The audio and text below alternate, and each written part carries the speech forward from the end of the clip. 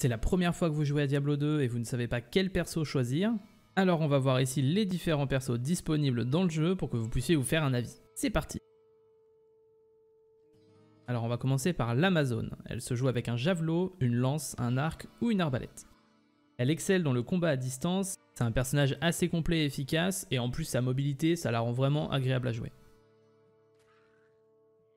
L'assassin, il utilise les arts martiaux, la magie de l'ombre et toutes sortes de pièges redoutables en combat. Cette classe est réputée pour ses gros dégâts mono-cibles, et petit tips en plus, elle peut ouvrir les coffres verrouillés sans utiliser de clé.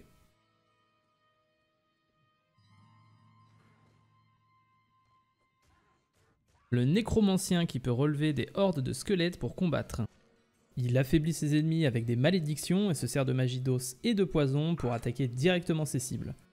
Ce qui fait de lui un personnage efficace en toutes circonstances. Le barbare, alors c'est typiquement le bon gros guerrier qui utilise toutes sortes d'armes au corps à corps, donc hache, épée, massue. Il peut aussi servir d'armes de jet comme des haches ou des couteaux de lancer.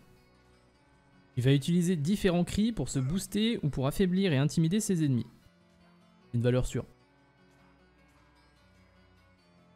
Le paladin, c'est un combattant de la lumière, il se sert principalement d'une arme à une main et d'un bouclier. Il se sert de la lumière pour vaincre ses ennemis ainsi que de différentes auras, offensives ou défensives, il permet de booster ses alliés, etc.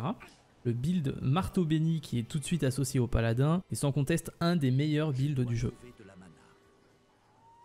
La sorcière, c'est un mage qui fait appel à la glace, au feu et à la foudre pour vaincre ses ennemis. Un combattant redoutable à distance et c'est un perso efficace et vraiment agréable à jouer dès les plus bas niveaux.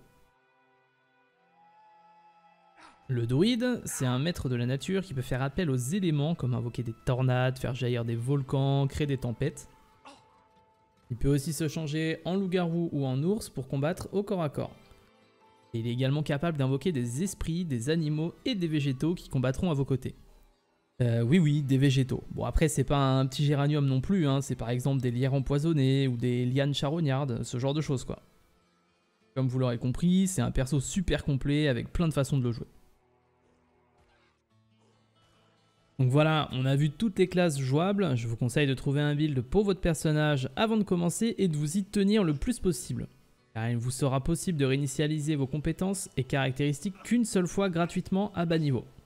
Après, si vous êtes trompé, pas de panique, on peut toujours réinitialiser ça plus tard avec un token d'absolution, mais faut le farmer, c'est à plus haut niveau, donc voilà.